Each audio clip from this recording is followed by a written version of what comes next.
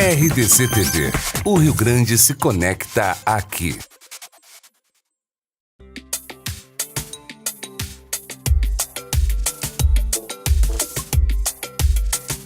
Olá, amigos, muito bem-vindos mais uma vez ao nosso Inteligência Emocional, sempre aos domingos, fechando a programação da nossa RDC TV, Inteligência Emocional, aqui nos canais 24 e 524 da NET. Agradecendo a produção da Alexia Ventura e da Nina Chari, nossa equipe técnica com Beto Tormes, Walter Castanho, Anderson Furtado e o Barone. Lembrando que você participa conosco através da hashtag RDC Inteligência Emocional, conversar conosco, dar a sua opinião, enfim, a sua contribuição ao nosso programa. Para conversar conosco hoje, muito honrado de receber aqui um dos pioneiros da programação neurolinguística no Brasil, médico, diretor da consultoria Dolphin Tech, Dr. Nelson Spritzer. Que prazer recebê-lo. Prazer é meu. Mas honra. Realmente uma gratidão muito grande pela sua presença aqui. A nossa equipe de produção foi atrás do senhor. Olha, que bacana receber aqui o Dr. Nelson Spritzer, porque eu acredito que o senhor, se não é a maior, é uma das maiores autoridades em programação neurolinguística no nosso país. Muito bem-vindo, muito obrigado. Obrigado. Uma honra estar aqui.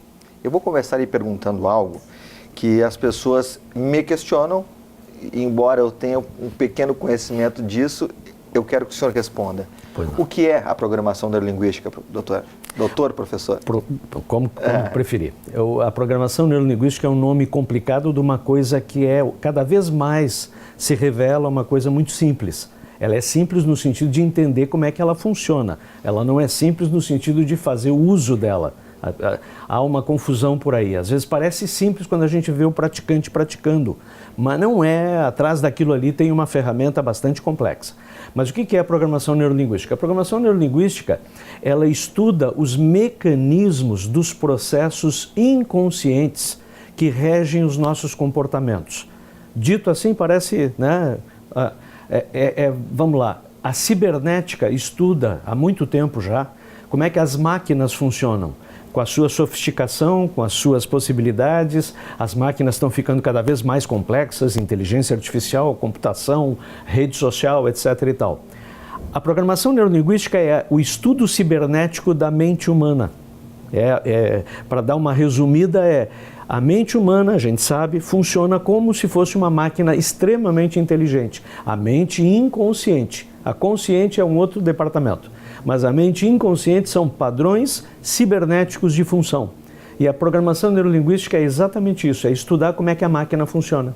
E existe aquele pressuposto, ou enfim, aquela máxima de que a vida é 10% o que acontece e 90% a forma como eu reajo a esses acontecimentos.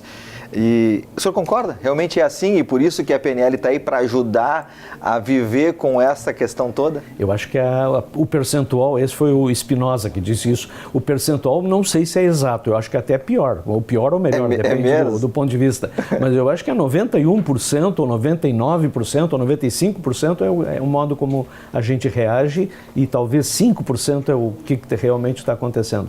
A nossa maneira de encarar as coisas é que determina o efeito delas para nós. As coisas são neutras, qualquer coisa, qualquer fato. Os fatos são neutros, não existe fato positivo e não existe fato negativo. O fato é neutro. É a maneira como a gente reage ao fato é que determina a qualidade, o impacto daquilo para nós. E é verdade isso, doutor, porque até nas questões mais drásticas, e aí eu vou numa questão bem pontual, particular, para que o senhor possa até falar para quem passou pela mesma coisa. Eu tive um grande trauma, que foi a morte do meu pai, quando eu tinha 15 anos. A partir dali, obviamente que a minha vida teve um outro formato, uma outra forma, em função de eu ser filho mais velho da minha mãe, enfim, ter um irmão menor. Mas, ao mesmo tempo, eu consigo perceber hoje, com o pouco conhecimento que tem de inteligência emocional e de programação neurolinguística, que talvez se as coisas não tivessem sido daquele jeito, eu não estaria aqui agora. Provavelmente. Isso já é uma forma da gente tentar interpretar que mesmo uma morte, algo drástico, dependendo da forma como a gente possa interpretar aquilo, a gente possa ter menos sofrimento, para ser mais direto. Sim.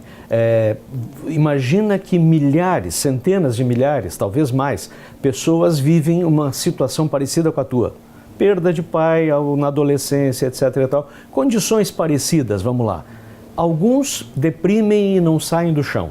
Alguns não faz muita diferença, eles vão fazer o que tinham que fazer. Alguns, aquilo é o estímulo que eles precisam para ir em frente, se ultrapassar até os seus próprios limites que eles tinham como pré-concebidos, porque eles se sentem então agora no encargo familiar de tentar fazer as coisas. Então, onde é que está a causa disso aí? Foi a perda do pai? Não, a causa foi o processo interno. O pai, a perda do pai é um incidente inevitável, um fato que aconteceu. Mas o jeito que tu reage a isso foi determinado por ti, pelo teu livre-arbítrio, pela tua decisão e pelos processos internos, que é onde a PNL entra. A PNL não entra na tua decisão. Isso é um engano que o pessoal tem de achar que a PNL vai fazer com que a pessoa queira coisas que talvez não queria antes. Não, a PNL não interfere no que as pessoas querem. A PNL faz as pessoas conseguirem, PNL é Programação Neurolinguística, é uma abreviatura, faz as pessoas conseguirem com mais facilidade, mais objetividade, aquilo que elas já querem. Uma pessoa que quer pouca coisa vai conseguir de uma forma mais rápida ou mais, eficaz, aquela pouca coisa. Poderia querer mais? Claro que sim.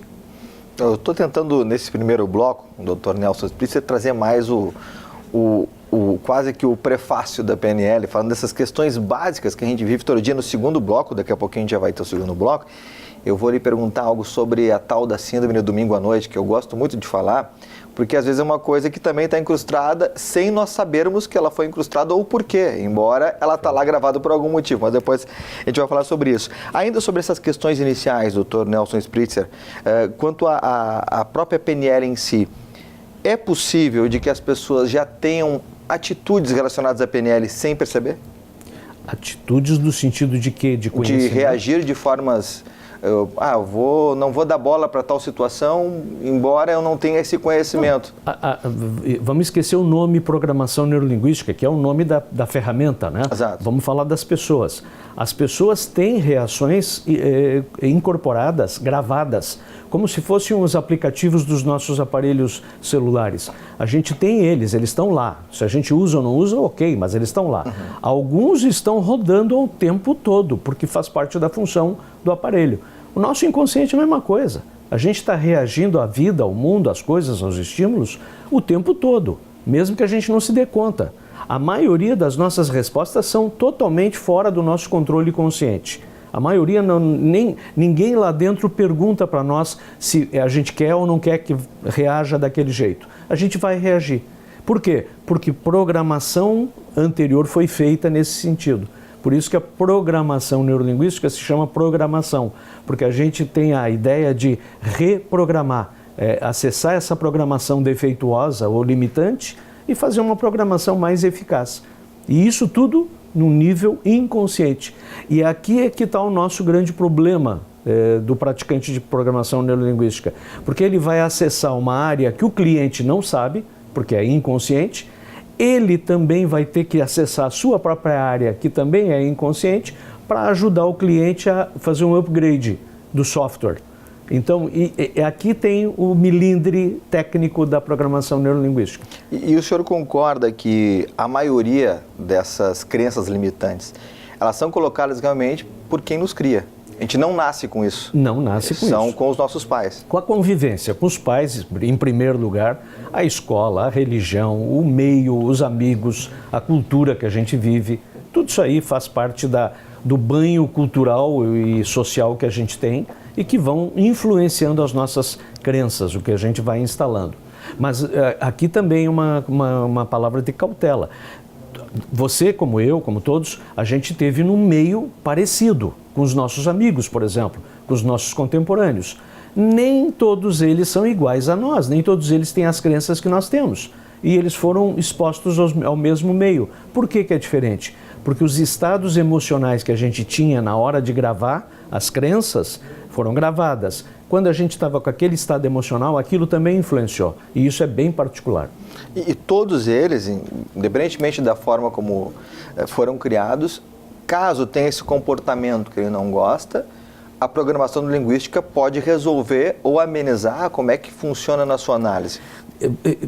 A programação neurolinguística ajuda o sujeito a mudar determinados padrões. E esses padrões incluem comportamentos, respostas emocionais, processos de pensamento, Até crenças a gente consegue fazer com que a pessoa modifique, desde que ela tenha uma ideia do que ela quer e desde que ela permita que a gente dialogue com ela num nível de diálogo muito técnico que a programação neurolinguística oferece.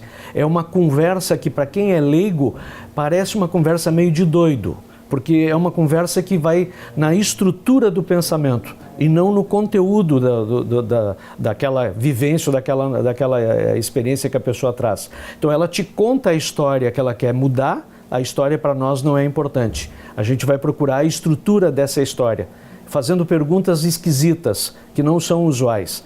E aí a gente vai buscar sinais comportamentais que vêm do inconsciente da pessoa para nos dar uma ideia da estrutura do pensamento. E esses sinais têm 3 camadas. A camada mais grosseira são os gestos, aquilo que a gente chama de linguagem não verbal.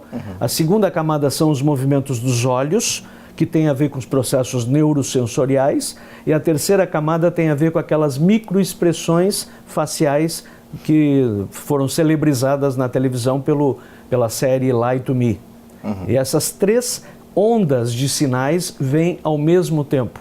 E o praticante tem que estar treinado para ler essas 3 ondas e, em fração de segundos, emitir a próxima pergunta.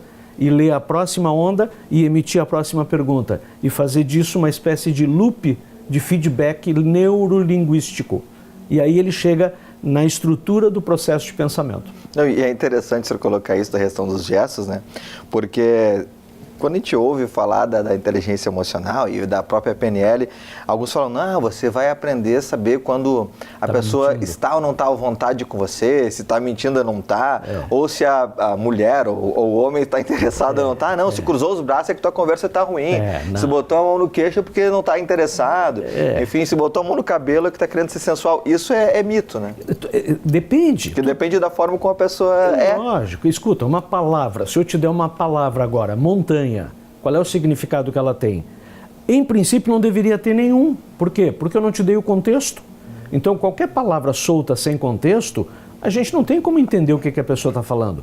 O gesto é a mesma coisa. Se eu fizer qualquer gesto, mas qualquer gesto, posso fazer esse gesto aqui. Se eu não te der o contexto que eu estou dando para esse gesto não é necessariamente o positivo que todo mundo acha. Pode ser outra coisa. Então, é preciso considerar a linguagem gestual como a gente considera a linguagem verbal, o contexto da linguagem. Esse mito de, olhou para não sei o que é mentira, né? Não, a pessoa pode ser criativa e ela está olhando para um campo criativo e não é mentira, ela está imaginando alguma coisa. Então depende do contexto, a gente precisa analisar sempre o contexto. E essa questão do olhar também tem aquela história do lado criativo e do lado recordado. E daqui a pouco, se olhar para baixo é porque está procurando algo que mentiu, enfim, existem várias situações. Né? Não é isso. Em geral, olhar para baixo é entrar em contato com os sentimentos. Exato. Com os feelings, ou com a crítica. Mas, de novo, isso também não é necessariamente obrigatório. A pessoa pode estar com uma dor no dedão, ela pode estar com o dedão inflamado, eu não sei, está com o sapato. Exato. Daqui a pouco ele olha para baixo porque o dedão está incomodando. Bom, eu tenho mais uma questão, mas o nosso tempo estourou nesse primeiro bloco, mas eu quero que na volta o senhor responda, por gentileza, que é exatamente aquele dos polos invertidos, que às vezes tem pessoas que não têm o lado criativo de um lado e de outras pessoas são invertidos. Isso existe? Existe. 15% da população. A busca ocular é ao contrário. E aí isso acontece, é um fenômeno raro, 15%, 85% é padrão, né? Mas quem é treinado a gente percebe quando é invertido. Muito legal. Dr. Nelson Spritzer, um dos pioneiros da programação neurolinguística no Brasil, conosco aqui no Inteligência Emocional da RDC TV. Dr. Nelson Spritzer, que também é médico e diretor da consultoria Dolphin Tech, conosco hoje nesse final de domingo. Programa muito especial e na volta tem muito mais aqui na RDC TV. Voltamos com o segundo bloco do Inteligência Emocional aqui na RDC TV, no seu final de domingo, no final da programação aqui da RDC TV no domingo, sempre o nosso Inteligência Emocional. Recebendo hoje um dos pioneiros da programação neurolinguística no Brasil, o Dr. Nelson Spritzer, que além de médico, é diretor da consultoria Dolphin Tech, aqui em Porto Alegre. E estamos, é claro, debatendo com o mestre. Eu estou mais aprendendo do que apresentando qualquer coisa hoje aqui. Estou honrado da presença do Dr. Nelson Spritzer, que vai responder para mim o seguinte agora, doutor Nelson. Inteligência emocional e programação neurolinguística. Estamos falando da mesma coisa ou uma está inserida na outra, doutor? Então, primeiro vamos definir inteligência. Deixa o emocional esperando. O que é inteligência? Inteligência é quando a gente tem várias escolhas, a gente cria escolhas ou elas se oferecem para a gente e a gente consegue escolher aquela que funciona melhor para nós naquele determinado contexto. O inteligente é o cara que faz as melhores escolhas disponíveis. Inteligência emocional é o sujeito que usa as melhores emoções nos seus devidos contextos. Então, programação neurolinguística é uma ferramenta que aumenta a capacidade de criar ou perceber as escolhas que existem e aumenta a velocidade de decidir, de adotar aquela escolha que funciona melhor. Por isso que programação neurolinguística e inteligência tem tudo a ver e programação neurolinguística e inteligência emocional tem tudo a ver também. Pois é, e quando se fala em inteligência, eu sempre me remeto a aprendizado, a escola, a formação. E desde que tive, doutor, os primeiros conhecimentos de inteligência emocional, seja vivencial, né, como um cursista e depois alguma coisa pequena de formação, mas que já me transformou em algo melhor do que eu era, na minha própria opinião, eu sempre imaginei que aquele aprendizado numa escola integral, numa escola de formação lá do primeira série, na minha época era primeiro grau, segundo grau e depois... Primário, ginásio. Era diferente do de hoje. Mas eu sempre considerei que se as pessoas tivessem aquele conhecimento, professores, alunos e principalmente pais, nós teríamos uma geração... É difícil a gente falar, não sei se melhor, mas com mais bem dotados. Inteligência, mais dotada de conhecimentos. Claro. Estou errado? Não, está certo. Conhecimento não, mas de capacidade sim, é diferente, né? Uhum. Conhecimento é o dado, a capacidade é o que tu faz com o dado. Mas vamos lá, isso que tu está dizendo é fantasticamente importante, é uma pena que ainda não temos na nossa sociedade, na cultura educacional, essa capacidade de perceber que existem coisas além do usual, além do tradicional, aquilo que vai um pouco mais fora da caixinha, do pensamento quadradinho, né? E a programação neurolinguística, ela veio fora da caixinha, ela é uma ferramenta fora da caixinha. Ela não é tradicional, ela não está dentro do sistema normal de aprendizagem de capacidades humanas. Então, a escola, o sistema educativo, etc. e tal, não tomou conhecimento. A pedagogia não tomou conhecimento. A própria academia, de um modo geral, as universidades, de um modo geral, não tomaram conhecimento e agora estão tomando conhecimento meio atrasado, meio retardado e muito mal entendido, atabalhoado. Tu tem toda a razão. As crianças, se tivessem, os pais das crianças, educando as crianças, se tivessem um pouquinho dessa formação de inteligência emocional, de competência de uso das suas ferramentas internas, dos seus pensamentos, das suas emoções, que a programação neurolinguística é um dos caminhos, não é o único, tem vários outros, mas é um belo caminho, funciona muito bem. Se todos esses pais, os professores e os alunos tivessem à sua disposição, nós estaríamos preparando essa geração que está vindo aí muito mais qualificadamente para um mundo onde a explosão das mudanças, da inteligência artificial, da robótica, da cibernética, dos desafios de transição rápida estão ocorrendo muito rapidamente, muito impactadamente e nem todo mundo está preparado. Nós não, por exemplo, os nossos filhos que estão hoje começando ou estão no meio do colégio lá na sua formação, eles daqui a pouco vão entrar na universidade ou já estão, eles não vão ter o seu emprego que a gente pensou que eles teriam. Eles estão fazendo formação para nada, aquilo que eles estão se formando não é mais útil, já hoje não é mais útil. Quando eles saírem da formação, eles vão ter que fazer outra coisa. Já está defasada a formação educacional, nível primário, nível secundário e nível universitário, em relação ao que o mercado está oferecendo. E até eu sempre coloco isso para os gestores, já falei para prefeito, para governador, para deputados. Alguns deles até falam, não, é importante e tal, mas infelizmente não fazem nada para que isso aconteça. E aí é uma crítica direta, realmente, que a gente possa observar isso. Não acontece primeiro porque eles não sabem, ignorância, e não acontece porque quando sabem tem medo, que é o pior de todos os fatores. E aí se a gente entrar nessa aí, a gente vai até vasculhar muita coisa de por que algumas coisas não acontecem no nosso país. Exatamente. Porque aí muda o entendimento. Exatamente. A maior causa das limitações do nosso país, na minha percepção, é medo. Nós somos um povo que tem medo, mais medo do que os outros. Os outros também têm, mas o americano não tem, ou o japonês, ou o alemão, ou o europeu, eles têm muito menos medo do que nós. A gente aprendeu de vários fatores, aí dá um outro programa, e aí nós vivemos esse medo latente, o medo de ser feliz, o medo de ter sucesso, o medo de ter dinheiro. O brasileiro, quando diz que tem dinheiro, ele fica com vergonha. Ele diz, olha, eu fiz dinheiro, mas foi o sacrifício. Ele não diz com o peito aberto, com orgulho. Ele tem problema de ter sucesso. E isso foi colocado através de uma programação neurolinguística que nós não percebemos. Uma programação ao contrário. Ao contrário. Uma programação negativa. Limitante. Que é aquela história, não vai lá que a moça vai te pegar. E você nunca vai lá naquele lugar e cresce com uma criança com medo, por exemplo, um adolescente com medo. Mas então, quantas vezes a gente ouviu a história de que quem tem dinheiro é porque roubou? Ou porque é ruim, porque passou a perna em alguém, porque subiu em cima de alguém, ou pisou em alguém. Gente, então é melhor não ter dinheiro, né? É melhor. A virtude está na pobreza. A gente ouviu isso em tudo que é lugar, dentro dos templos, fora dos templos, nas famílias, dos amigos.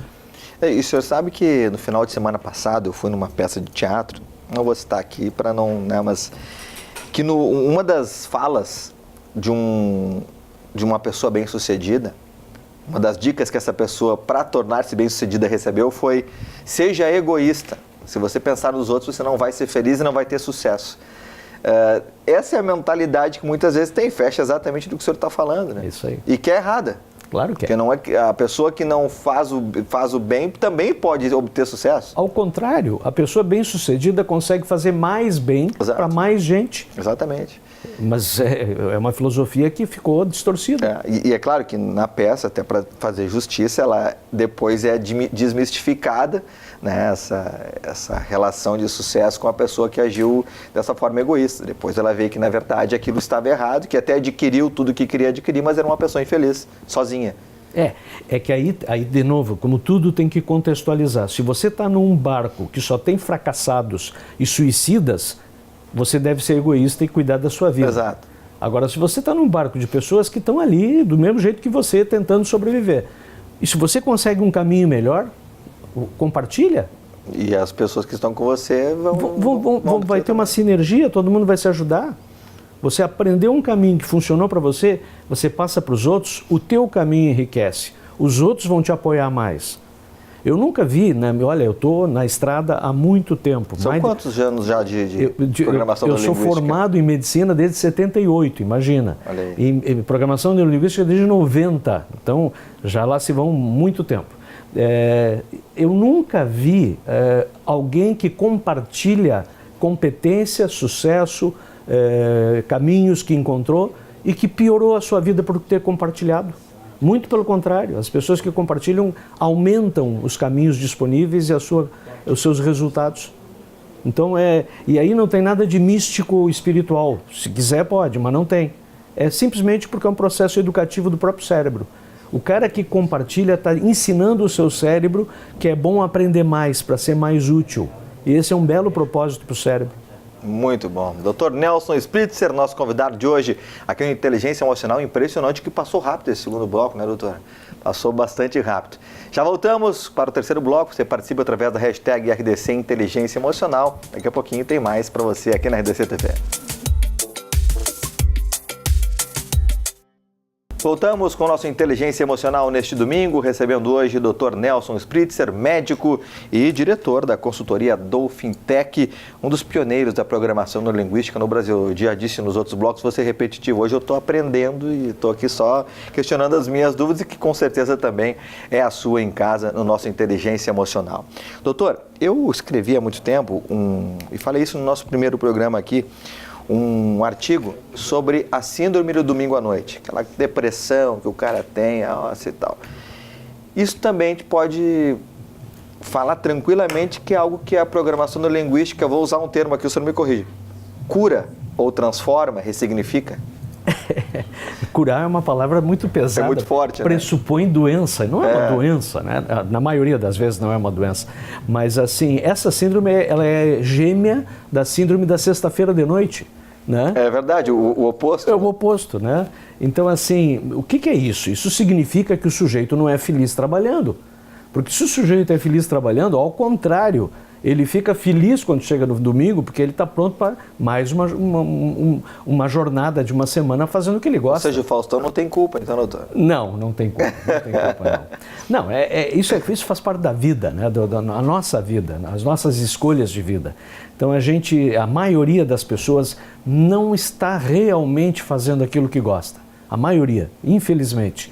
E aí, bom, tem gente que não tem escolha, tem gente que tem que fechar o nariz e continuar. Então, ok, faça isso por algum tempo, mas vai colocando as pontes para você conseguir, em determinado momento da sua vida, às vezes demora um pouco, fazer aquilo que dá mais satisfação, né? Vai diminuindo as concessões para aquelas coisas que você não gosta. Todo mundo faz concessões para o que não gosta, vai diminuindo ao longo do tempo, né? Isso é o ideal para todo mundo. A história da aposentadoria, tem gente que tem medo da aposentadoria. Devia ser o contrário. A aposentadoria devia ser a melhor época da vida, porque é quando o sujeito já não precisa fazer mais nada o que ele não gosta, agora ele só vai fazer o que ele gosta. Isso, teoricamente, seria o ideal. Então, a síndrome do domingo de tardezinha, ou do domingo fim do dia, é um sinal de que você tem que ficar atento às suas escolhas, ao que você faz, o que você está fazendo da sua vida. Eu trabalhei durante muito tempo em CTI, em unidades de tratamento intensivo. Eu vi muita gente morrer, muita gente pela profissão, cardiologista, e eu nunca vi, quando o sujeito está quase morrendo, horas, dias, pouco tempo, eu nunca vi nenhum moribundo, quando conseguia dizer alguma coisa, eu nunca vi eles dizerem: se eu tivesse mais um dia, ou se eu tivesse mais uma semana, ou se eu tivesse mais um mês de vida, doutor, eu voltaria para trabalhar. Nunca vi. Isto para mim é dramático, por quê? Porque a gente gasta 80% do nosso tempo acordados trabalhando. Nós fazemos aquilo que, se sobrar pouco tempo de vida, eu não quero mais fazer isso. Gente, nós todos temos pouco tempo de vida. Nós todos estamos terminais. Então, assim, você tem que saber o precioso que é a sua vida e considerar, claro, diante das escolhas que a gente tem, o tempo que a gente tem para administrar essas escolhas, fazer aquilo que é o melhor para você, para um dia, que não demore muito, você vai chegar no domingo de tarde e vai dizer: puxa, que bom, vamos de novo, agora que eu vou fazer coisas boas. E na sexta-feira também, porque descansar, se divertir também é bom. Não, eu costumo dizer, né, que essa história do domingo à noite, que às vezes a gente considera, o domingo é o primeiro dia da semana, e aí tem também aquela história do final de semana. E as pessoas têm dificuldade em lidar com os fins, sejam qualquer que seja da vida. Mas dá para ser diferente também, doutor? Claro. Dá para se criar algo diferente em cima disso? Mas o final e começo é um conceito relativo da nossa cabeça. Cada vez que toca o despertador, você está começando. E cada vez que você põe a cabeça no travesseiro, em tese, você está terminando aquele período ativo, vamos lá. Porque o sono também faz parte. Mas assim, nós estamos sempre começando e recomeçando, e aprendendo e reaprendendo. Você está dizendo que você está aprendendo, eu também estou aprendendo, junto com você, aqui, o tempo todo. A gente está sempre aprendendo. A troca nos ensina muito mais do que sozinhos. O ser humano foi desenhado, o cérebro humano foi desenhado para aprender em companhia. A gente aprende muito devagar sozinho. A gente aprende muito rápido quando está com outras pessoas. Então, a vida é isso, né? A síndrome do domingo de fim de tarde é esse momento do aviso. Você está indo no caminho que você gostaria de ir, ou talvez você tenha que rever seus conceitos. E muita gente está nos assistindo agora, final de um domingo, e acredito que ouvindo tudo isso, a gente não está querendo dizer que se o cara não está muito animado para amanhã, não peça demissão, não é assim, mas pense, né, de uma forma coerente e segura, responsável, para tentar mudar de vida. Isso aí. Não, você pode estar tendo que fazer coisas agora que não tem muita escolha, mas você vai colocando pontes. Eu chamo isso de pontes para o futuro. Então, faça um curso que você estava adiando, porque isso vai te capacitar para, sei lá, vai abrir um caminho que você nunca pensou, vai ler coisas que você nunca leu, vai visitar lugares que você nunca foi, vai conhecer pessoas que você não costuma. vai fazer coisas que você não está habituado. Porque vem aquela regra da programação neurolinguística que diz, se você fizer o que sempre fez, vai ter o resultado que sempre teve. Exato. Então, é insano acreditar que você faz a mesma vidinha, e o diminutivo cabe, e quer que tenha um resultado diferente. Exato. Novos comportamentos para uma nova vida, né? Provavelmente aumenta a chance. Essas técnicas, doutor, que são mais usuais, a dos 21 dias para se tornar um comportamento, um hábito, isso geralmente funciona. Mas para funcionar, a pessoa que está sendo submetida a esse, vou dizer, ensinamento, a esse conhecimento, ela tem que estar disposta a fazer também. Saber que se fizer aquilo vai dar o resultado. Vamos devagar. Primeiro, a neurologia, a memória do nosso cérebro, a neurociência estuda o miolo, o cérebro. A filosofia estuda a mente, o pensamento. E a neurolinguística fica administrando esses dois. Então, assim, a neurologia estuda a memória. A memória recente, ela se transforma em memória duradoura depois de 21 dias. A neuroquímica muda, as sinapses mudam. Isso não obrigatoriamente quer dizer que todos os comportamentos que você se submeter durante 21 dias vão virar padrão. Não necessariamente, mas aumenta a chance, você está correto. Se você fizer alguma coisa que você quer adotar como automático para você, diante de algumas circunstâncias, algumas condições, 21 dias seguidos que você fizer aquilo, a sua chance de ter aquilo como automático aumentou. Não é determinante, é probabilístico. Isto afeta o comportamento mecânico. Isto não necessariamente afeta a parte emocional. A parte emocional não responde a esse tipo de padrão de 21 dias com tanta facilidade assim, é um pouco mais complexo. Mas você falou a palavra-chave, o querer é fundamental. Se você não quiser, nem o mecânico não se instala em 21 dias, que dirá o emocional, que é mais exigente. Por isso que uma pessoa, por exemplo, larga a bebida, né? O cara é chegado no álcool lá, né? Um alcoolista, e ele é viciado na bebida, mas aí ele sozinho quer lutar contra isso, que é muito bom. Só que às vezes o troço é tão grave que ele fica 21 dias limpo, né? Seja lá do que for. A chance da recaída é enorme.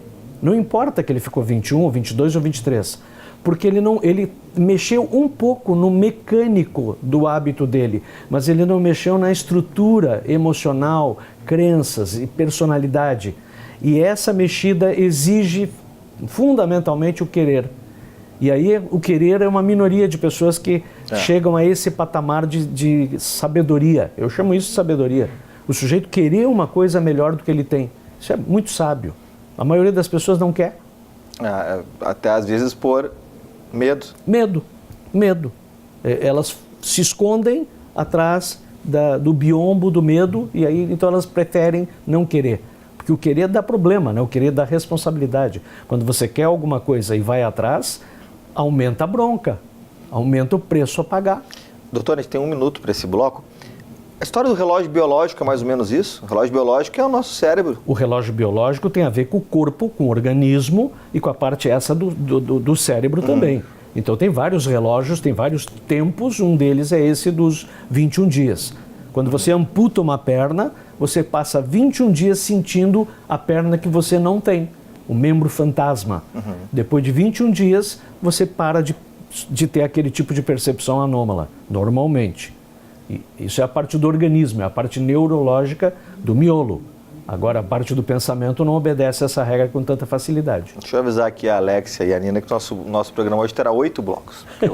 Eu vim 4 ou 5 questões em cima dessa última resposta do Dr. Nelson Spritzer, nosso convidado hoje aqui no Inteligência Emocional, o Dr. Nelson Spritzer, que é o pioneiro da programação da linguística aqui no estado e um dos grandes do Brasil, um dos primeiros a trazer. E no próximo bloco eu quero saber como surgiu essa ideia de buscar o estudo, buscar o conhecimento para, inclusive, trazer isso para ajudar as pessoas, porque a PNL é isso, né? Para ajudar as pessoas. Participe conosco, hashtag RDC Inteligência Emocional no Twitter, no Facebook, você que está assistindo, comenta, compartilha, fique à vontade. Já voltamos com o último bloco do nosso Inteligência Emocional. Voltamos com o último bloco do Inteligência Emocional deste domingo, recebendo o Dr. Nelson Spritzer, médico, diretor da consultoria do Fintech e um dos pioneiros da PNL no Brasil, da programação neurolinguística.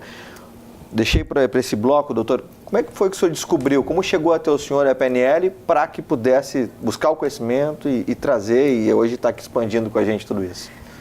Foi uma descoberta gradual. Eu na época que descobri, no finalzinho de 80, início de 90, eu era chefe de serviço da unidade de hipertensão arterial, primeiro do Hospital de Clínicas, depois do Instituto de Cardiologia. Eu era já mestre, já doutor, tinha virado palestrante com um renome bastante grande e nessas andanças em congressos internacionais eu encontrei alguns colegas que sabiam coisas do tipo, estão fazendo programação neurolinguística nos Estados Unidos. E o que é isso?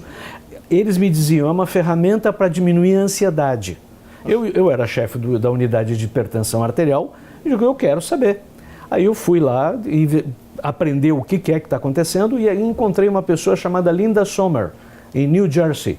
E a Linda Sommer virou uma amiga hoje, nós somos até hoje grandes amigos, as nossas famílias convivem.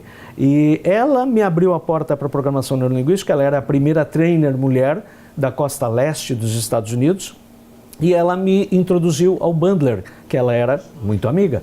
Então o Bandler naquela época estava ainda também no começo do desenvolvimento da ferramenta. E eu tive essa facilitação. E aí eu tive que fazer todo o meu desenvolvimento, a minha formação no exterior. No Brasil não tinha nada, era absolutamente deserto. Tinha um pedacinho um embrião de uma escola em São Paulo, que se auto-intitulou Sociedade Brasileira de Programação Neurolinguística, que não era nem sociedade, nem brasileira e um pouco neurolinguística. Então, assim, não tinha material para trabalhar, era pouco, era pobre, era inicial. E aí eu fui, então, em busca, no exterior, o que eu pude, e fizemos durante muito tempo um bate-volta, e depois eu trouxe a escola para Porto Alegre, e daí o desenvolvimento da própria escola deu o meio para que eu pudesse aprender. A escola teve, então, alunos, grupos de estudo, prática, consultorias individuais, coletivas, e isso foi fomentando o caldeirão cultural de trabalho para poder aprender mais a ferramenta. Muito legal. E quem o senhor lê? Quem o senhor admira dessa geração de agora? Tem vários nomes que hoje dão palestra, treinamentos, escritores, enfim. Quem o senhor admira desses todos que estão aí? Eu vou te dar uma notícia que talvez não te satisfaça, mas da geração atual eu não leio nada. E eu sou muito crítico em relação à qualidade do material que está sendo feito. O material que está sendo feito é muito ruim, não é ruim. Ruim já era. A programação neurolinguística, desde o começo, fez um material ruim. O próprio criador, o Richard Bandler, e o John Grinder, os dois que começaram a programação neurolinguística, o material deles era ruim, ainda é ruim. Mas, assim, o pessoal piorou muito esse material. Então, do ponto de vista de literatura, é pobre, é medíocre, é superficial. É algo... Se você me pergunta, é melhor ler do que não ler, eu digo ok, né? É melhor ler do que não ler. Mas cuidado que você vai ler coisas que não são exatamente como está escrito ali, né? Mas, assim... se você quiser realmente ler sobre programação neurolinguística, eu te remeto ao material de origem, que é ruim, mas serve. O atual é ruim e com cuidado talvez nem sirva. O material de origem é Richard Bandler, Sapos e Príncipes, primeiro. Depois, todos os outros livros que sucederam. Ressignificando, atravessando, usando sua mente, enfim, tem vários. Richard Bandler, John Grinder. Um pouco do material do Robert Dilts, que foi um dos pioneiros. E dali para frente, meu cuidado. Fica com o pé para trás. Eu escrevi 5 livros. Eu tenho 5 livros publicados que eu escrevi para me ajudar no meu treinamento. Eu não faço barulho com eles. Eles são material didático de apoio a treinamento. E tenho o cuidado de confeccionar os livros no sentido de ter aquilo que é essencialmente verdadeiro, original, relacionado com o que foi feito desde o início, sem muita mistificação, sem muita coisa do tipo oba-oba, a técnica que cura não sei o quê. Isso é uma balela, não existe técnica que cura coisa nenhuma em programação neurolinguística. Existem ferramentas que, usadas de uma forma organizada, aumentam a chance do próprio indivíduo achar saídas melhores. Hoje o trabalho do coaching é muito difundido. Coaching é um nome mais recentemente difundido de uma coisa antiga. O coaching vem do esporte. Do treinador. Né? Exatamente, o treinador. Então, assim, você vai ajudar uma pessoa a desenvolver habilidades, você é o coach dessa pessoa. Isso existe em qualquer área. Os coaches que hoje estão se formando por aí, eles estão confundindo um pouco esse termo com outras coisas. Então, tem o coach de vida. O coach de vida... O que acaba banalizando. Até. Exatamente. É uma mistificação de terapia. Então, o cara ele se intitula coach de vida porque ele não pode se intitular terapeuta, porque ele não é formado em qualquer área que o credencie ou habilite. Então, assim, e aí ele também não tem a competência que ele acha que tem para fazer os processos que ele vai se meter. Então, o coach, dentro da sua ideia original de auxiliar pessoas a aumentar suas competências, especialmente comportamentais, vamos lá, ele é perfeito, ele sempre funcionou, ele é ótimo e tem bons institutos que ensinam isso. Os coaches que se propõem a mexer com emoções, a mexer com vida, a mexer com resolução de limitações pessoais na área emocional, na área afetiva, na área de relacionamento interpessoal, muito cuidado, porque aí exige mais competência do que os cursos de coach estão dando. E aí entra a programação neurolinguística. A programação neurolinguística é o kit de ferramentas que supre a qualquer coach que vai se meter nessa área de mexer com pessoas. Perfeito. Então eu sou um defensor muito incisivo de que você quer fazer coach, ótimo, faça neurolinguística.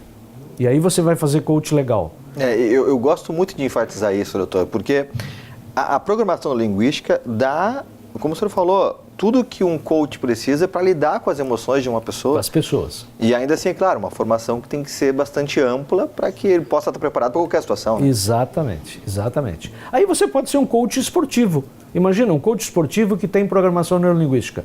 Ele pega o garoto lá de base, que ele vai ajudar a desenvolver uma competência, o garoto tem um problema com a mãe, com o pai, com o tio, com a vida, ele tem a habilidade para conversar com o garoto, orientar o garoto e até encaminhar, se ele diagnosticar algo maior.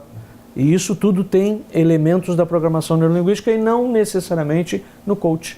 O senhor falou de esportivo, o senhor trabalhou no Inter, né? Trabalhei no Inter. Até eu estava lembrando aqui, eu sou contemporâneo como setorista, o senhor trabalhava lá no Internacional, de que ano a de que ano? De 2000 a 2003.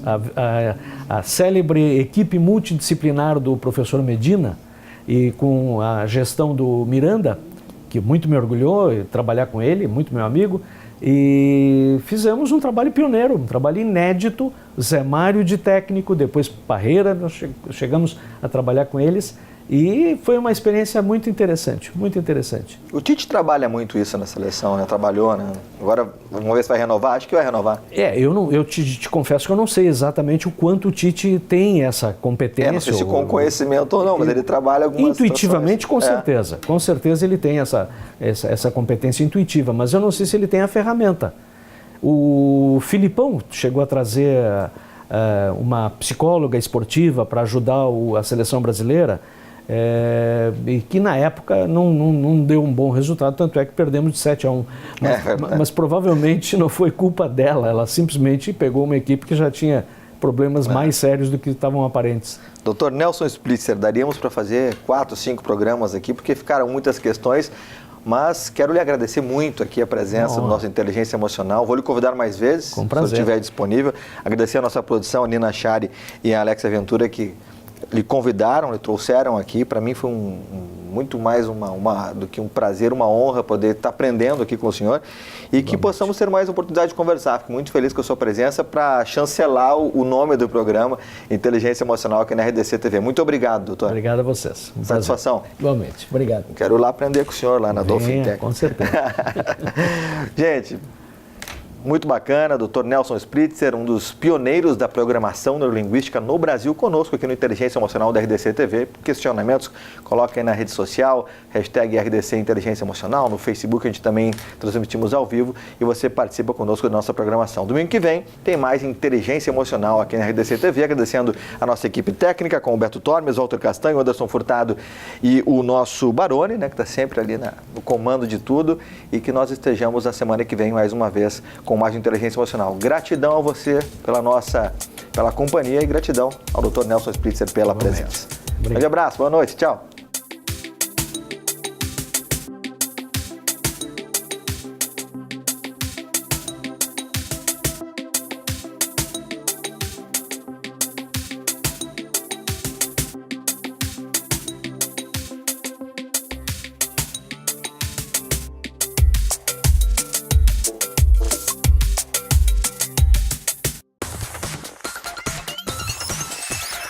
RDC TV. O Rio Grande se conecta aqui.